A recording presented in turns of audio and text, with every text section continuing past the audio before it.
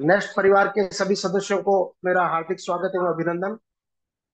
आज का जो विषय है वो है उभरता भारत।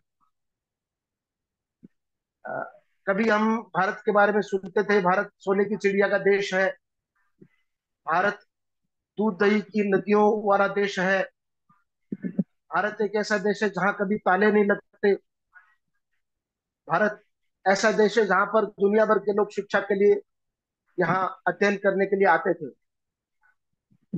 लेकिन बीच का कुल कालखंड ऐसा रहा जब भारत के बारे में ये कही गई बातें स्पष्ट समाज में, देश में दिखती हुई नजर नहीं आती थी। तो बीच का एक कालखंड निराशा का सा कालखंड लगने लगा था। लेकिन फिर से समय ने अंगड़ाई ली। आज हम भारत को देखते हैं, केवल हम ही नहीं, तो भारत से गए हुए भारतवंशी लोग पूरे विश्व भर में जब भारत के बारे में चर्चा होती है तो वो सब वहां गौरवान्वित होते हैं। हमें भी पूरे देश भर में, पूरी दुनिया भर में भारत के बारे में विश्वास और आशा की दृष्टि से देखता हुआ विश्व दिखाई सुनाई देता है, तो हम भी गौरवान्वित होते हैं। कभी कभी हमें समझ में नहीं आता कि उभरते भारत को कहाँ देखें। तो हमारे आसपास ही उभरता भारत दिखाई दे जाएगा। हमें उसको ढूंढना है नटखट बच्चों की मासूमियत में, हमें उस उभरते भारत को ढूंढना है अनथकी महिलाओं की करुणा में, साधनारत युवा युवतियों की ऊर्जा में, आत्मीय बुजुर्गों की सुरक्षा में, क्षमाशील हमारे जो बड़े हैं अग्रज उनके स्नेह में, रचना धर्मी कलाकारों की कल्पनाशीलता में, ईमानदार व्यवसायियों की उत्कृष्टता में, कल्पनाशील वैज्ञानिकों की एकांतिक निष्ठा में, दूरदृष्टा नेताओं के प्रशासन में, तो जुनूनी खिलाड़ियों के उत्साह में, श्रम की पसीने बहाते श्रमशील मजदूरों की खुशियों में, नए नवोदित उद्यमियों के सपनों में, ध्येयनिष्ठ प्रशासनिक अधिकारियों की ईमानदारी में, विस्तार पाते हुए उद्योगपतियों के साहस में, सीमा पर अपने जान की बाजी लगाते हुए देशभक्त सैनिकों की निर्भयता में, देश के दृश्य को बदलने में लगे स्वप्न दृष्टा शिक्षकों के नेतृत्व में, प्रेरणाशील कर्मचारियों की लगन में, प्रार्थनारत भक्तों की आस्था में, उत्साही और खोजी लोगों की दृढ़ता में, और सबसे आवश्यक है, हमें उभरते भारत को ढूंढना है अपने आप में। क्योंकि मैं ही भारत हूं, हम ही भारत हैं। आज जो पूरे विश्व में, इसको राजस्थानी में एक शब्द है धमक, आज पूरे विश्व में भारत की धमक के जो आधार बने हैं वो न केवल आर्थिक उन्नति है, बल्कि शिक्षा के क्षेत्र में, सामाजिक परिदृश्य में, वैश्विक परिदृश्य में भारत का जो वैशिष्ट है, जिसके कारण से विवेकानंद जी ने कहा था भारत को भारत बने रहना ये नियति की आवश्यकता है। एक शब्द इन दिनों बहुत चल पड़ा है, वो है विश्व गुरु भारत। इन सब दृष्टि से भारत की धमक सब क्षेत्रों में दिखाई दे रही है। आर्थिक उन्नति के बारे में हम सोचें तो आज विश्व की तेजी से उभरती हुई अर्थव्यवस्था के रूप में भारत को जाना जा रहा है।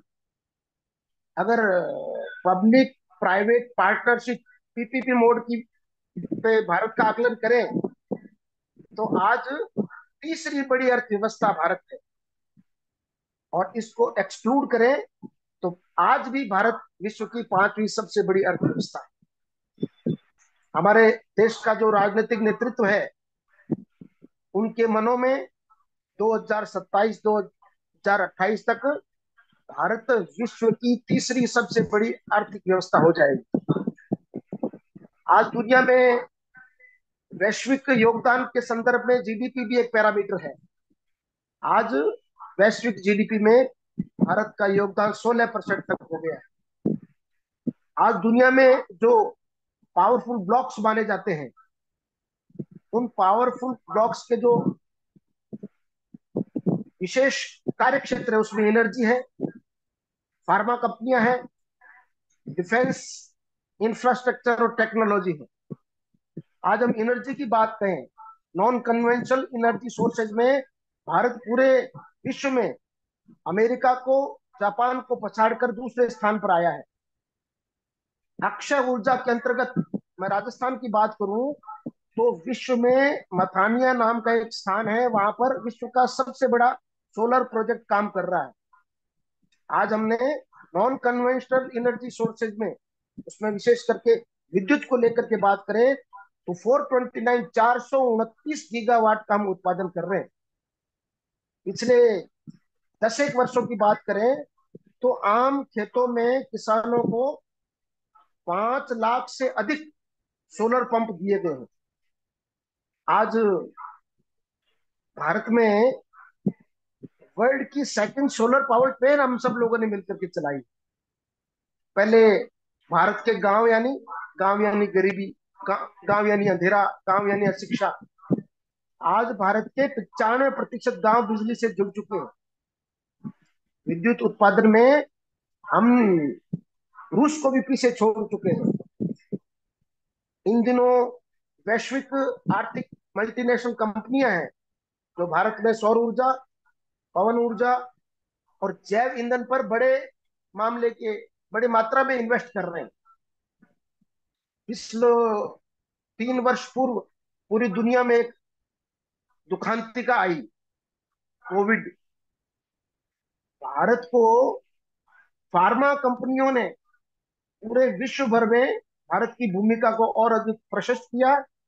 हम पूरे विश्व भर को सबसे कम कीमत पर लगभग फ्री के आसपास वैक्सीन दे पाए। अचानक आवश्यकता पड़ने पर पीपीटी किटों का रिकॉर्ड मात्रा में वितरण किया गया। चौथी जी। जी आपकी आवाज बीच में।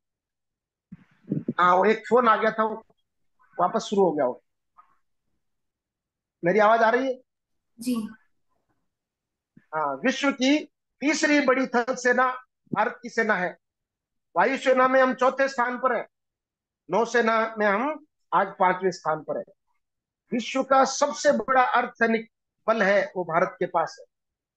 आज हम भारत के जल से थल पर, नभ पर, थल से जल पर, आकाश में, आकाश से थल पर, जल पर, ऐसे सुपरसोनिक मिसाइल हवा के से ज्यादा तेज गति से उड़ने लायक, ठीक निशाने पर लक्ष्य भेदने वाले सुपरसोनिक मिसाइल दागने वाला भारत प्रथम देश बना है। पिछले दिनों हम सेफ खेलने के बारे में जाने जाते थे। अब हम पाकिस्तान और म्यांमार में हमने सफलतापूर्वक सर्जिकल स्ट्राइक की है।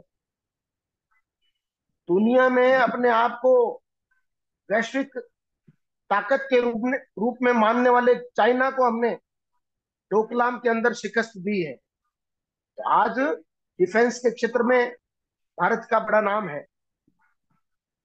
इंफ्रास्ट्रक्चर की बात करें तो दुनिया में भारत एकमात्र ऐसा देश है जो प्रतिदिन 34 किलोमीटर प्रतिदिन के हिसाब से हाईवेज का निर्माण कर रहा है। करीब 2 लाख किलोमीटर की ग्रामीण सड़कों का विश्व का सबसे बड़ा जाल भारत में है।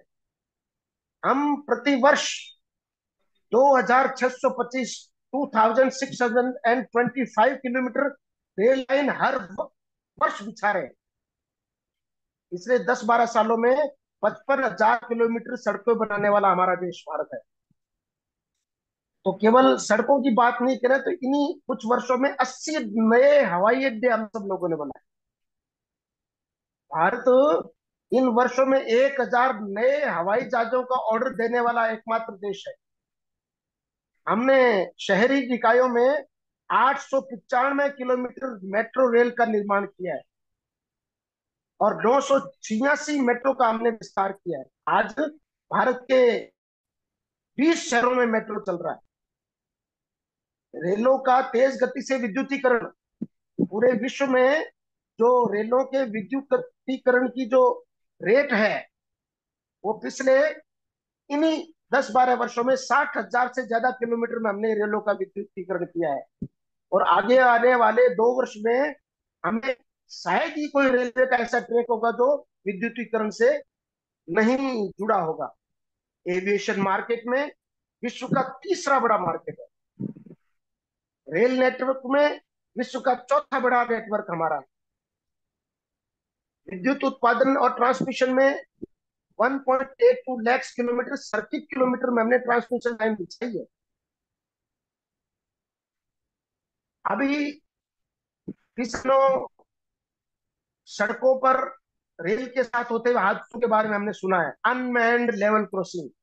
आज शायद ही भारत में कोई ऐसा एक अनमैन्ड लेवल क्रॉसिंग होगा जिसमें हमें जानकारी लगे कि भाई चलती ट्रेन के आगे रोड क्रॉस करते हुए किसी ट्रैक्टर ट्रॉली अथवा बस का की दुर्घटना हो गई। आज हम दुनिया की सबसे तेज गति वाली ट्रेनें जिसमें तेजस है, गतिमान है, वंदे भारत ट्रेनों का संचालन कर रहे हैं। दुनिया भर में विश्व की सबसे बड़ी इंडियन कोच फैक्ट्री वो कहीं नहीं, हमारी आईसीएफ इंडियन कोच फैक्ट्री वो चेन्नई में काम कर रही है। विश्व के दुर्गम क्षेत्रों में हमने जोजिला सुरंग चेनानी नासिक का निर्माण किया है। भारत अपने धार्मिक पर्यटन के लिए माना जाता है जहाँ हमने चारों धामों को रेल, रोड और हवाई सेवाओं से जोड़ा है।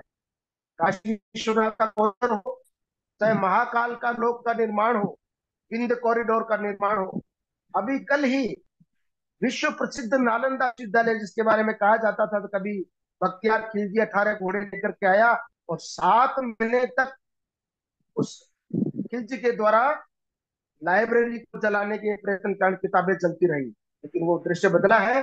कल हमने वैश्विक स्तर का नालंदा विश्वविद्यालय की पुनर्स्थापना की है।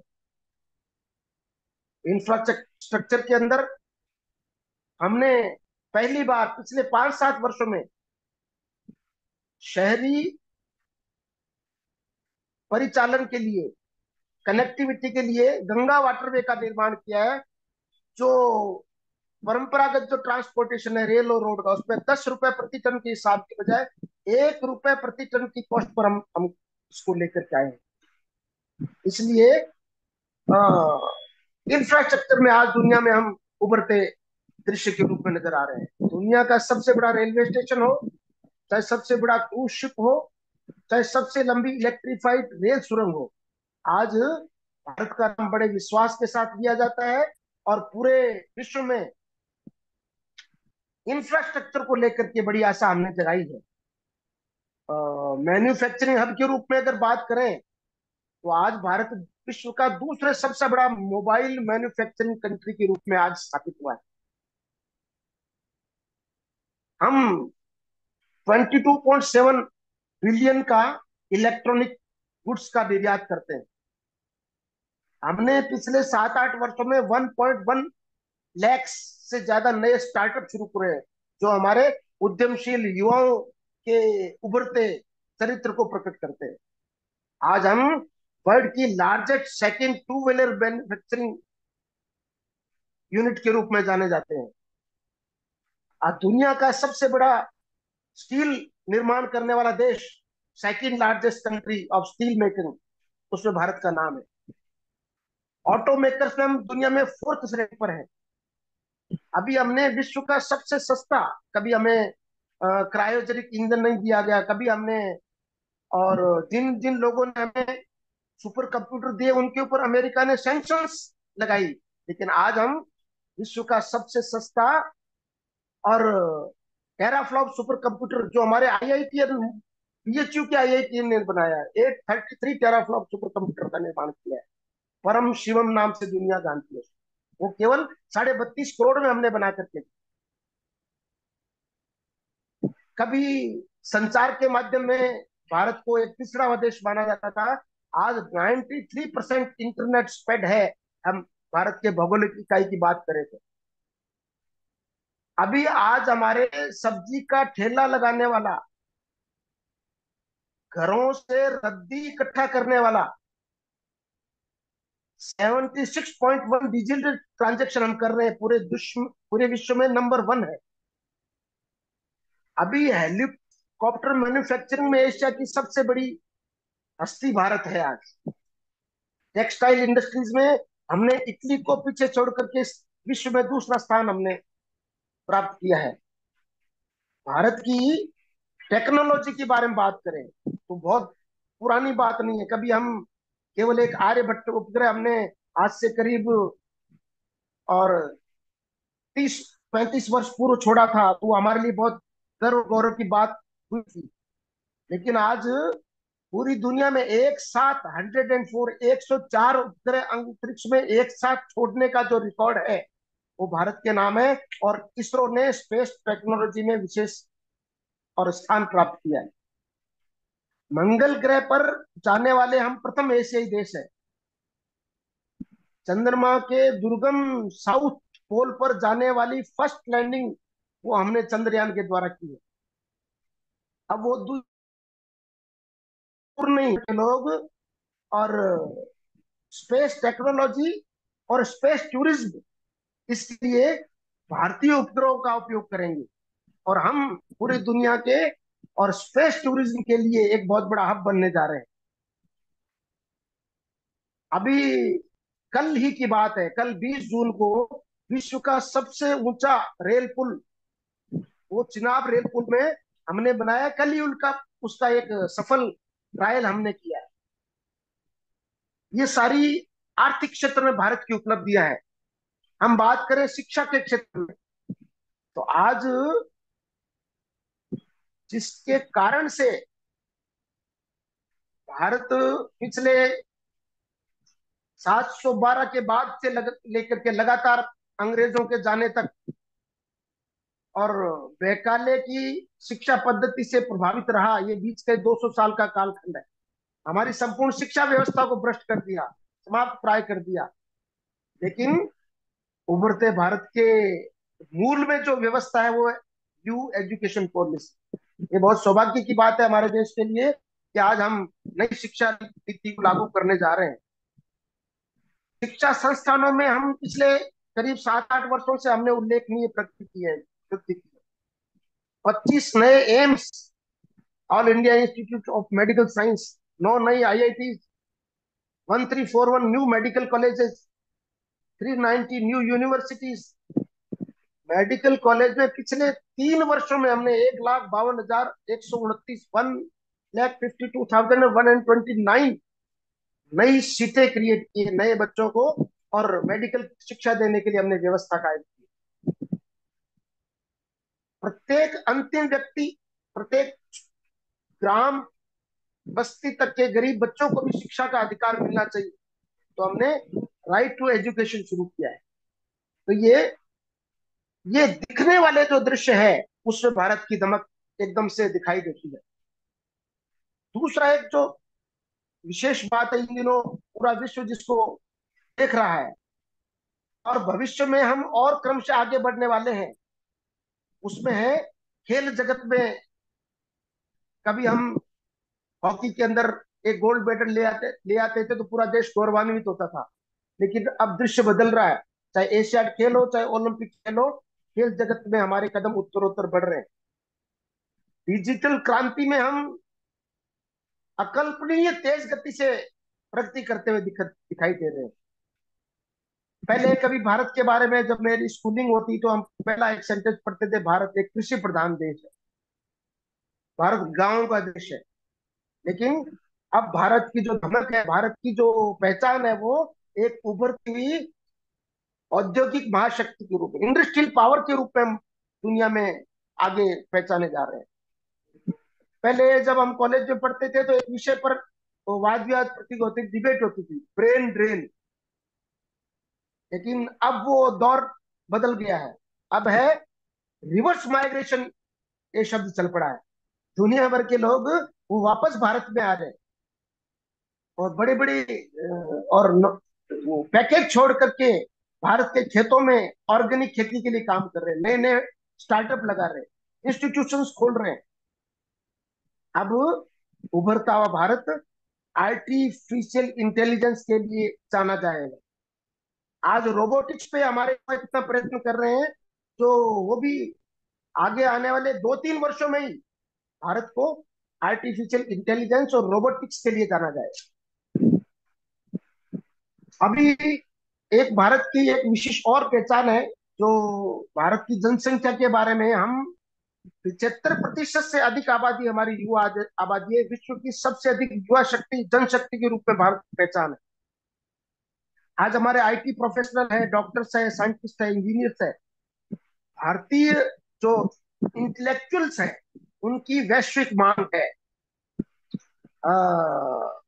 जो दुनिया की 5 पावरफुल ब्लॉक्स मानी जाती है, उन 5 पावरफुल ब्लॉक्स को चलाने वाले वो भारतीय लोग हैं।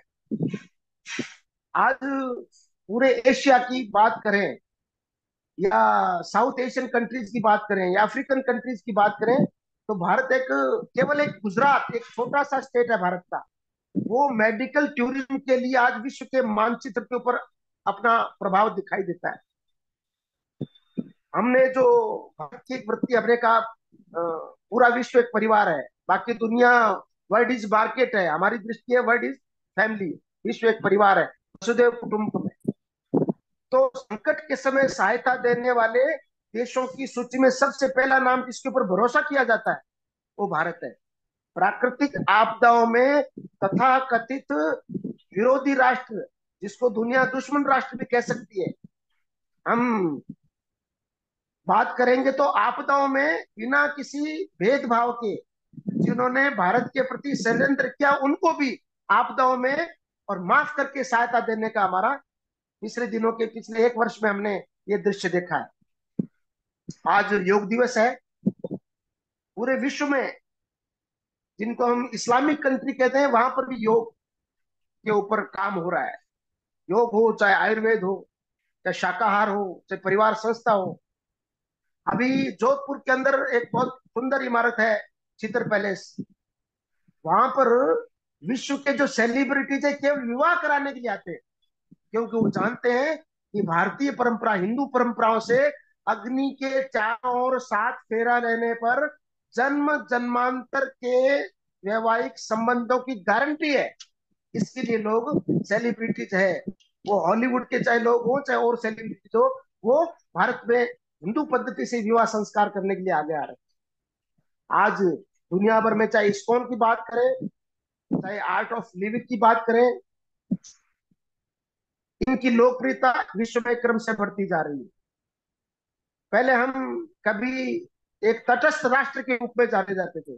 आज हमारी विदेश नीति स्वतंत्र विदेश नीति है, जिसके केंद्र में है इंडिया फर्स्ट, भारत प्रथम और वसुधैव कुटुंबकम। भारत प्रथम और वसुधैव कुटुंबकम के आधार पर हमने डायलॉग स्थापित किया, संवाद के आधार पर।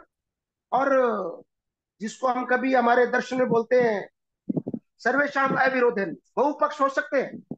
उस बहुपक्षीय आधार पर हम निर्णय करते हैं। उस निर्णयों में भारत की स्वयं की, और भारत निर्णायक भूमिका में आया है। वैश्विक संस्थाएं हो, अभी सब पर भी नहीं हुआ होगा। अभी हमने इटली में और एक दृश्य देखा, पूरे विश्व वो भारत को सम्मान की दृष्टि से देख रहा है। G7 के मेंबर्स में भारत नहीं तो भी उस इवेंट का वो बहुत महत्वपूर्ण कड़ी है। G20 का हमने पिछले 3-4 महीने पहले और सारे कार्यक्रम कराए, उसके कारण दुनिया में हमारी धमक बढ़ी है। संघाई सहयोग संगठन में हमारी धमक पूरी दुनिया ने देखी है।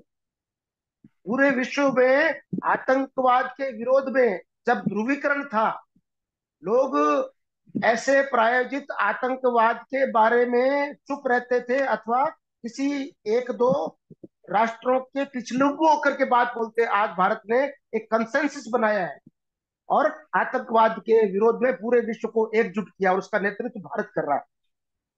जलवायु परिवर्तन के लिए अर्थ समिट हो, उसमें भारत की भूमिका आज प्रभावी है।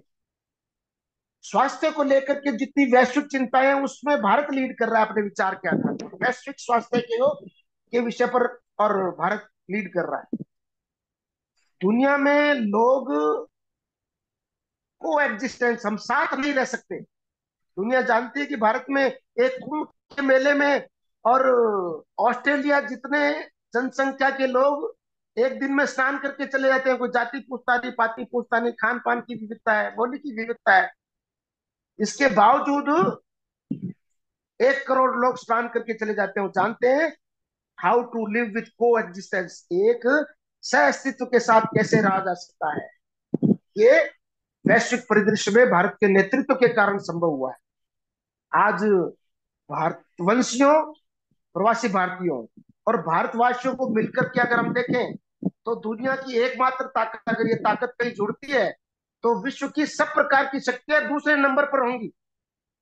आज पूरी दुनिया को जो वर्ल्ड बैंक लोन दे रहा है, हमें जानकर बड़ा आनंद होता है कि वर्ल्ड बैंक के president mister Ajay Banga, World Bank के chief financial officer Anshul Kant, World Bank के chief economist Indermit Gill, World Bank के chief risk officer Lakshmi Shyam Sundar, executive director Parameswaran, ये सारे विषय से जो भारत की धमक को, भारत के उभरते व्यक्तित्व को पूरी दुनिया के सामने और विशेष जिसको हम कहते हैं अंडरलाइन करके विश्व इसका आकलन कर रहा है। आज हम भारत के बारे में जो हमारा वैशिष्ट्य है, भारत की धमक केवल ये दिखने वाले भौतिक संसाधनों के कारण नहीं है। भारत की पहचान है जो, जिसको भौगोलिक भौतिक उन्नति बोलते हैं, जिसको कभी कभी हम अभ्युदय कह देते हैं। तो अभ्युदय के साथ विश्रेष की संकल्पना है, अध्यात्म के साथ मानवीय मूल्यों की स्थापना है, प्रकृति केंद्रित जीवन शैली है। और आज हमने विश्व को सफल लोकतंत्र, इसका दृश्य पिछले चुनाव में हमने दिखाया है। ये भारत का वैशिष्ट्य है। आज हम विश्व गुरु के स्थान पर, पहले केवल कल्पना थी, एक दौर था जब पुरातन भारत को विश्व गुरु के रूप में वास्तव में देखा जाता था। विश्व भर के लोग यहाँ के विश्वविद्यालय में शिक्षा प्राप्त करके दुनिया को हाउ टू लिव, कैसे जीवन जीना चाहिए, जीवन जीने की पद्धति कैसे सिखाई जानी चाहिए। संस्कृत में एक श्लोक आता है, एतद् देश प्रसूतस्य सकाशात् अग्रदर्पण स्वं स्वं चरित्रम शिक्षेरन पृथिव्याम सर्वमानवा। दुनिया भर के लोगों ने जीवन कैसा जीना चाहिए, अनंत काल तक शांति के साथ, अनंत काल तक सह अस्तित्व के साथ इस सृष्टि को चलाया जा सकता है, इसकी गारंटी केवल एक भारतीय विचार परंपरा दे सकती है। भारत का ये दर्शन दे सकता है, जो वसुधैव कुटुंबकम की अवधारणा है, सब सुखी हो, उस सब में जड़ भी है, चेतन भी है, सर्वे भवन्तु सुखिनः की अवधारणा है, जियो और जीरो की अवधारणा है। एक संस्कृत में श्लोक आता है, ईशावास्यम इदम सर्वम यत् किंच जगत्याम जगत तेन त्यक्तेन भुंजिता मा कृते कस्य धनम। ये जो भी दिखाई देता है, ये प्रकृति शोषण के लिए नहीं है। जो पाश्चात्य परंपरा है वो प्रकृति को एक डायन के रूप में मानते हैं, और वो कहते हैं इस डायन के हाथ मरोड़ करके इसके आगोश में जो जो भी प्राकृतिक संसाधन है उसको लूट लो। इस इस दर्शन के कारण से दुनिया में संघर्ष है, दुनिया में अशांति है, दुनिया में अभाव है, दुनिया में युद्ध है। लेकिन प्रकृति के साथ प्रेम और सद्भाव के साथ किया जा सकता है। ग्लोबल फैमिली की कॉन्सेप्ट पर पूरी दुनिया को चलना होगा। यह है भारत की विश्व को देन। भारत की जीवन पद्धति है वो व्यक्ति परिवार के लिए, परिवार समाज के लिए, समाज संपूर्ण सृष्टि के लिए। इस संकल्पना के आधार पर जो भारत है वो, इस दृष्टि के कारण से भारत विश्व गुरु है। और संपूर्ण दुनिया में जो एक वैश्विक आध्यात्मिक क्रांति कह सकते हैं, वैश्विक सांस्कृतिक क्रांति कह सकते हैं, इस वैश्विक सांस्कृतिक क्रांतिकारी का और अग्रगण्य कोई देश है तो हमारा भारत देश है। अब इतनी सारी जानकारी के बाद कभी कभी हमारे मन में प्रश्न आ सकता है, आना भी चाहिए, अब इसमें हम जैसे युवाओं की क्या भूमिका हो सकती है। नेक्स्ट के जितने आप पार्टिसिपेंट हैं उनको भी वो सोचते ही हैं, आप लोग निश्चित अंतराल पर टॉक्स वगैरह करते रहते हैं, मेरी जानकारी में आया है। लेकिन हमारी क्या भूमिका हो, ये जो दुनिया की सबसे बड़ी युवा जनशक्ति है, 65% ऑफ पॉपुलेशन ऑफ भारत। इसको, भारत का स्वयं क्या है, भारत का मूल किसमें है, जिसको विवेकानंद जी ने कहा, भारत को भारत होना मतलब सैन्य शक्ति नहीं होना है, केवल सैन्य शक्ति नहीं होना है। भारत को भारत होने का मतलब केवल आर्थिक शक्ति नहीं होना है। भारत को परमाणु शक्ति संपन्न होना ये भारत नहीं है। भारत का भारत होने का मतलब है पूरी दुनिया को अनंत काल तक जीवन जीने की पद्धति सिखाना। ये भारत का काम, यही भारत का स्व है। इस स्व के प्रति हमारी समझदारी बढ़नी चाहिए। हमारी इच्छा शक्ति, विल पावर है। हम सोचते हैं, कल्पना करते हैं, लेकिन कल्पना करने से लेकर के काम शुरू करने के बीच में गैप है, ये ज्यादा है। उठने से लेकर के उठ खड़े होने का जो टाइम पीरियड है, इसको हमको मिनिमाइज करना पड़ेगा, जीरो करना पड़ेगा। और ये जब हम उठने से लेकर उठ खड़े होने के बीच में टाइम पीरियड को जीरो करेंगे, इसको हम कहेंगे तीव्र इच्छा शक्ति है, 100% विल पावर है। इस हमारे विल पावर को 100% मोड पर एक्टिव करना पड़ेगा। और हमारे लिए कैरियर के बारे में हमारा एक दृष्टिकोण चाहिए संपूर्ण युवा शक्ति का। वो क्या दृष्टिकोण चाहिए? My country is my career. मेरा भवितव्य है, मेरा भविष्य है, मेरा देश ही मेरा भविष्य है। इसके लिए केवल आईपीएल में भारत समर्थित खिलाड़ियों के चौके छक्के, बाउंड्रीज, सेंचुरीज बनाना ही देशभक्ति नहीं है।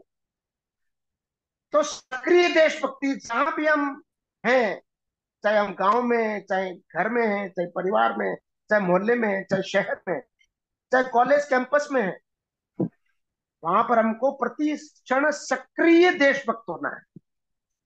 प्रोएक्टिव, उद्यमशीलता, सदाचार और नवाचार ये हमारे पैशन होने चाहिए।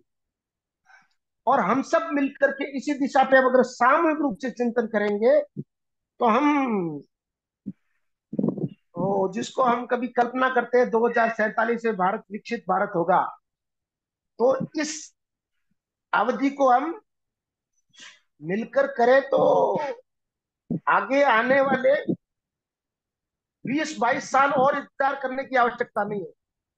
हम अधिकतम 10 वर्ष के अंदर भारत को विकसित भारत की श्रेणी में लाके खड़ा कर सकते हैं।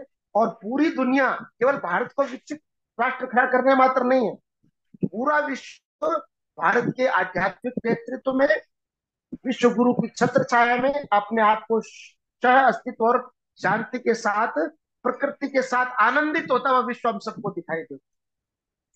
चार एक छोटी सी बात कहते हुए मेरी बात पूरी करता हूं। करना क्या है इसमें? प्रथम है डेयर टू क्वेश्चन। हमको हर घटना, हर दृश्यावली, ईच एंड एवरी मूवमेंट पर प्रश्न खड़े करने की आदत लगा दी। मेरा घर साफ है, मेरा गांव गंदा क्यों है? मेरा घर साफ है, मेरी गली गंदी क्यों है? हमारे मोहल्ले में कोई अपराध करके चुपचाप चला जाता है, मौन क्यों है? वो सरेआम डस जाता है, वो बीच बाजार सताता है। बेटों को कुछ सिखाया जाना चाहिए, कोई नहीं बताता है। परिवारों में इन सब इश्यूज को लेकर के चर्चा होनी चाहिए। हर चीज में प्रश्न खड़े करना, ये प्रश्न खड़े करना हमारी आदत होनी चाहिए। लेकिन प्रश्न दूसरों के लिए नहीं खड़े करना। हम समस्याओं को गिनाने वाले लोगों की श्रेणी में नहीं होने चाहिए। हम समस्याओं के समाधान में 2 कदम आगे चलने वाले और 2 हाथ बढ़ाने वाले लोगों में से हमारे गिनती होने चाहिए। इसलिए दूसरा प्रश्न है, पहला dare to question, dare to change. मैं युवा हूं, मेरे रहते मेरे प्रयत्नों से ये दृश्य बदलना चाहिए। मैं अपने श्रम से, मैं अपने सहभाग से, मैं मेरी प्राथमिकताओं को बदल करके बदलाव लेके आऊंगा। उसके लिए काम करना पड़ेगा। तीसरा है डेयर टू एक्ट। हम कभी कभी सोचते हैं, हम हमारा, मैं कभी युवा बच्चों के टी शर्ट पे लिखा हुआ देखता हूं, कभी हमारा भी समय आएगा, हमारा भी टाइम आएगा। इसकी जरूरत नहीं है। Don't wait for the perfect moment, choose the moment and make it perfect. हमको कभी हमारा समय आएगा, तब हम हम इस भूमिका में होंगे, इस भूमिका में होंगे। हमारी आज भी भूमिका है, जिस भी भूमिका में आज में हम डेयर टू एक्ट, हमको काम करने की आदत लगानी पड़ेगी, एग्रेसिवली काम करने की आदत लगानी पड़ेगी। और जैसे हमारे मिसाइल में राष्ट्रपति कहा करते थे कि हमको बड़े सपने देखने चाहिए।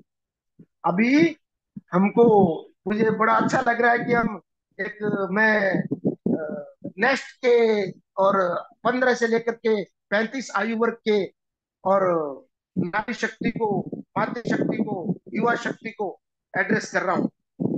सपने दिखाने का सबसे बड़ा काम वो है, वो मातृ शक्ति का है। कभी हम एक गीत सुनते थे, बहुत पुराना गीत था जिस समय, और